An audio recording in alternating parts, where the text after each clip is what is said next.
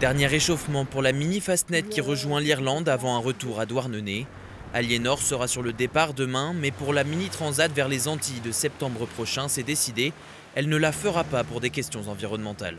Moi j'ai décidé que c'était pas un rêve assez grand pour éclater mon bilan carbone là-dessus. Au début moi j'osais même pas l'avouer à mon entraîneur et tout. Et en fait maintenant que j'ai commencé à en parler, il y a plein de gens qui y pensent aussi et qui se posent des questions.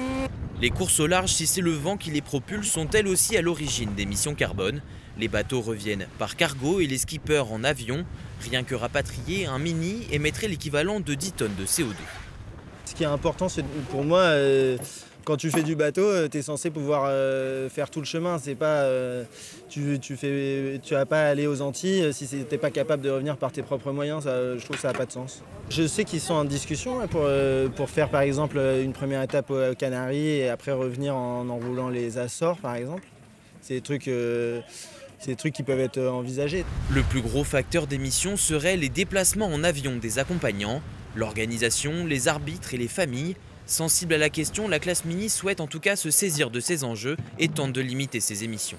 On a fait le choix à la classe mini il y a 2 ans de bloquer les plans des nouveaux bateaux de série. Et ça c'est pour pousser les adhérents à acheter du bateau d'occasion plutôt que de construire des bateaux neufs. Certains skippers optent déjà pour du covoiturage et profitent de la Transat Jacques Vabre à la même période pour revenir sur de plus gros voiliers. La classe mini espère proposer des pistes pour une Transat moins polluante à l'horizon 2031.